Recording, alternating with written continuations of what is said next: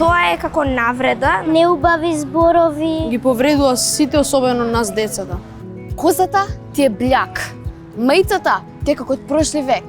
Патигите ти се како од бит пазар. Зошто ме навредуваш? Читам коментари на сликата што си ја послав.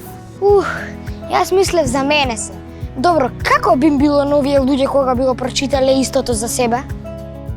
Говорот на омраза подразбира формени изразувања кои се одржат на вредлива или дискриминирачка содржина, која пак представува опасност за добросостојбата на одредено лица, како и предизвикува чувства на гнев, срам или на страв. На говорот на омраза од која било форма мора да му се обрне должно внимание преку разговор во рамки на семејството, разговор со стручни лица или со соодветни институции, но и преку промовирање на позитивните вредности како што се емпатијата, почита, толеранцијата, меѓусебното разбирање и прифаќањето на различностите.